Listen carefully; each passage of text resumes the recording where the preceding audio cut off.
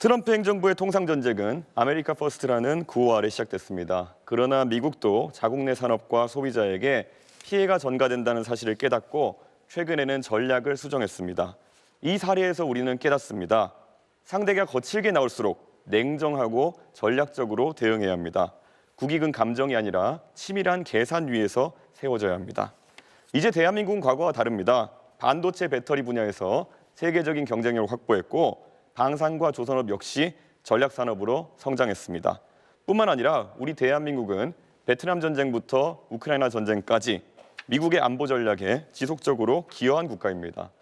따라서 우리는 한미 양국이 단순한 교역국이 아니라 안보와 전략을 공유하는 우방국이라는 인식을 확실하게 해야 합니다. 여기에 중요한 조건이 하나 있습니다. 미국과의 연대를 공고히 하기 위해서는 일본과의 관계 또한 실용적으로 관리해야 합니다. 그런데 이재명 후보는 일본 문제를 정치적으로 이용해온 바가 있습니다. 그리고 과거에 일본을 적성 국가라고 표현하기까지 했습니다.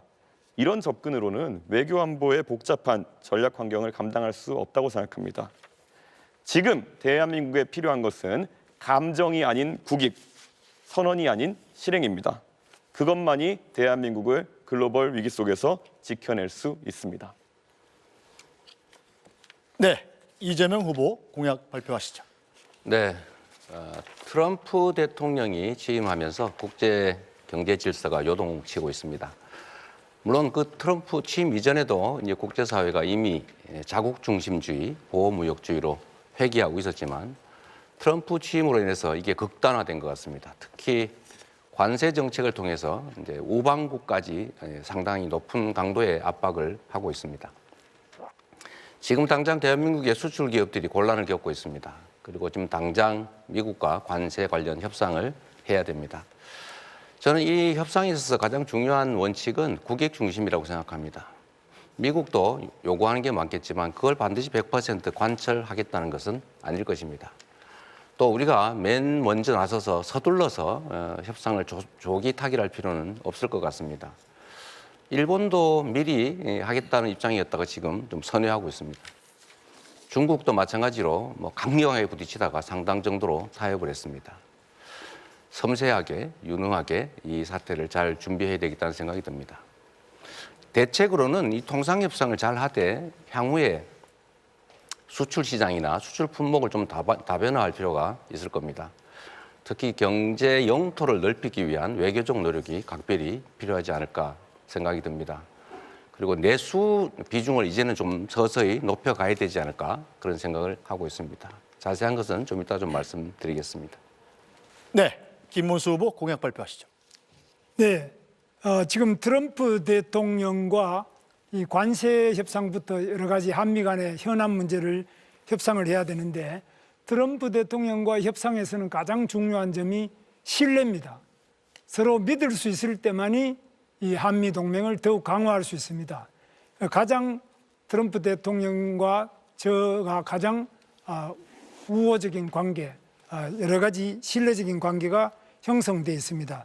따라서 이런 신뢰를 바탕으로 한미 정상회담을 제가 당선되면 바로 정상회담을 개최를 해서 저희들의 여러 가지 문제, 한미 간의 현안 문제는 단순히 통상 문제만이 아니라 주한미군의 문제, 북한의 핵 무기에 대한 대응, 그리고 중국과의 관계, 또 러시아 문제, 우크라이나 문제, 여러 가지 문제가 있습니다. 우리 한국과 미국 사이는 여러 가지 측면에서 서로 가치를 공동으로 공유하고 있고 또 이익을 공동으로 공유하고 있습니다. 그렇기 때문에 이런 한미의 신뢰를 바탕으로 해서 관세 문제나 이런 문제를 7월 8일 관세가 유예되는 것이 종료되기 전에 성공적으로 끝내도록 하겠습니다. 네, 권영국 후보 공약 발표하시죠. 네, 국민 여러분, 트럼프 대통령의 관세 폭탄은 단순한 관세가 아닙니다. 그것은 약탈입니다. 국내에 투자해야 할 현대 삼성 자본과 일자리를 미국으로 빼앗아 가겠다는 것입니다. 이것은 통상이 아니라 우리의 경제 자주권에 대한 침략입니다. 저 권영국 트럼프의 약탈적 통상에 굴복하지 않겠습니다. 대한민국의 경제 주권은 결코 협상의 대상이 아닙니다. 미국 눈치 보며 머리 조아리고 조공을 바칠 국민화하는 정부에겐 미래가 없습니다. 싸워야 할 때 싸우지 않는 지도자는 국민의 자존을 지킬 수 없습니다. 스스로 운명을 개척하는 지도자, 자존을 확립한 중견국가의 품격을 가지고 세계의 노동자들과 함께 트럼프와 맞서야 되지 않겠습니까? 그래서 제가 트럼프에게 레드카드를 보냅니다. 다시 보냅니다. 지금 세계는 트럼프와 맞서 싸우고 있습니다. 캐나다, 호주, 멕시코에서 결연하게 트럼프에 맞선 지도가가 승리하고 있습니다. 우리는 미국과 중국 어느 쪽에도 비굴 해서는 안 됩니다. 여러 나라들과 연대해서 다자 외교를 펼쳐가야 합니다.